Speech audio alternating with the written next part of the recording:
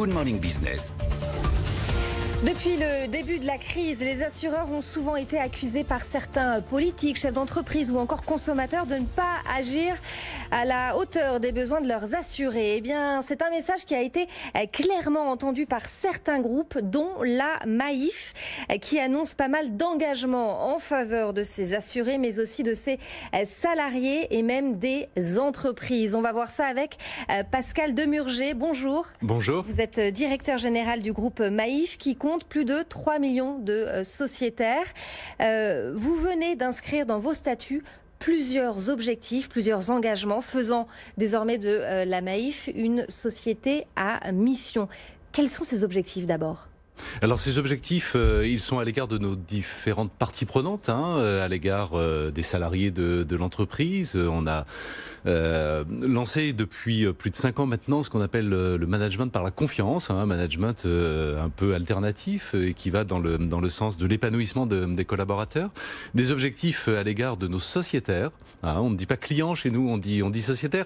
Et ça change beaucoup de choses en réalité dans la relation, avec une relation clairement que l'on essaie de développer dans l'intérêt du sociétaire et pas dans l'intérêt direct de l'entreprise. Et on est in fine récompensé parce qu'ils sont beaucoup plus fidèles qu'ailleurs.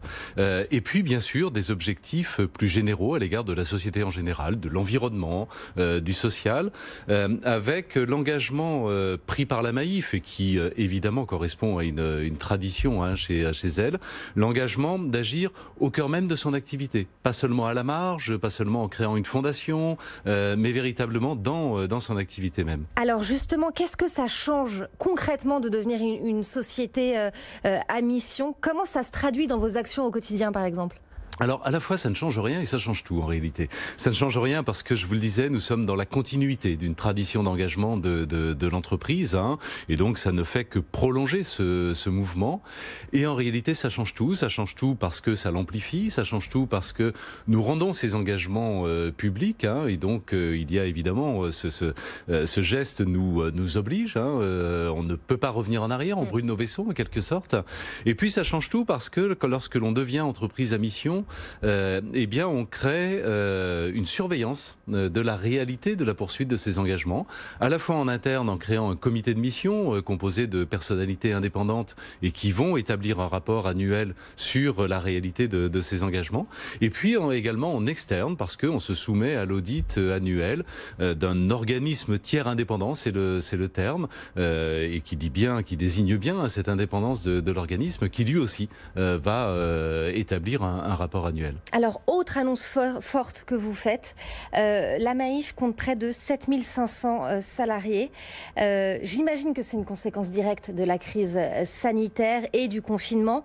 Vous avez proposé à l'ensemble de vos salariés d'avoir accès au télétravail à partir de la rentrée. Jusqu'à présent, c'était quoi la règle avant le confinement ? Avant le confinement, nous avions, à titre expérimental, 20% de nos salariés qui pouvaient être en télétravail, en sachant que le télétravail chez nous, d'abord, c'est un acte volontaire. On ne télétravaille que si on le souhaite. C'est pas l'entreprise qui y contraint.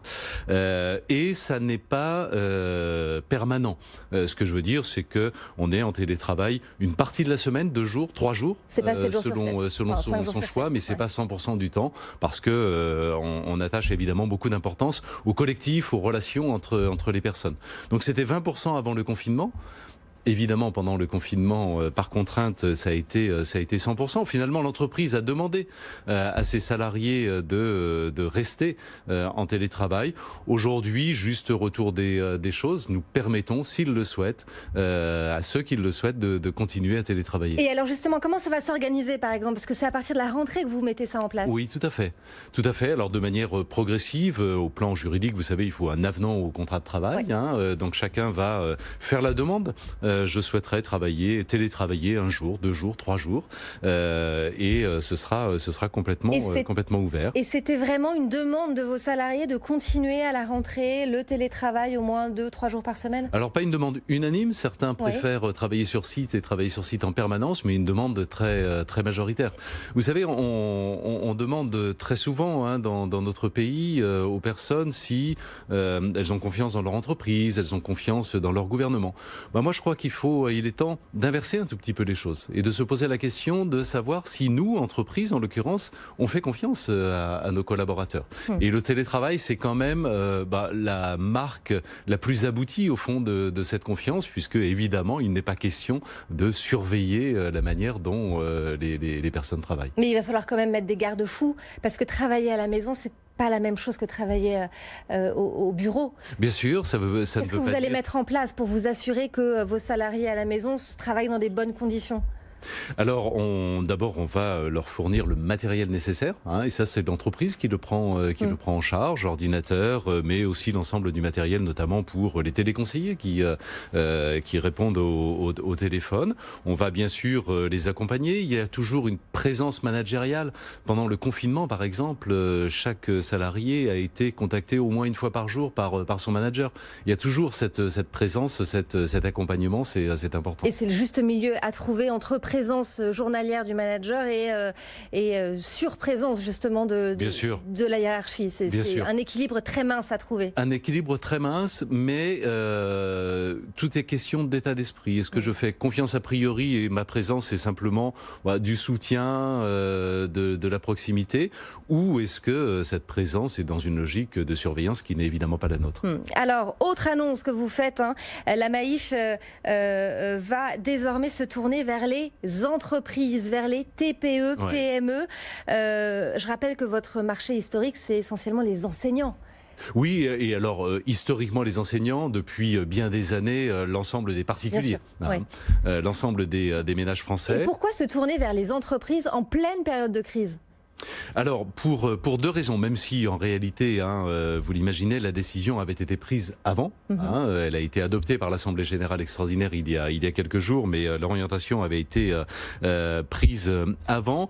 Pourquoi le faire? Pour deux types de raisons. Des raisons stratégiques très classiques, à la fois relais de croissance, besoin de diversifier son activité pour être un peu moins exposé à une monoactivité, mais aussi pour des raisons en lien, au fond, avec le passage entreprise à mission. Nous avons l'ambition d'être demain, au fond, l'assureur très naturel des entreprises qui s'engagent, des entreprises qui ont la même conception que nous du rôle social de l'entreprise, parce que l'entreprise, elle ne doit pas être, je crois, au XXIe siècle, tournée uniquement vers son compte de résultat, vers sa croissance, vers sa rentabilité, mais aussi vers son impact et vers ses engagements. Dernière question, Pascal Demurger. Au début du confinement, vous avez décidé de rembourser une partie des cotisations d'assurance auto à hauteur d'un peu plus de 100 millions d'euros, en raison évidemment de la chute du nombre d'accidents. Initiative qui est restée isolée dans le secteur qui a parlé d'un geste hasardeux parce qu'on ne sait pas de quoi demain sera fait. Qu'est-ce que vous leur répondez? Je ne suis pas du tout d'accord avec cette analyse.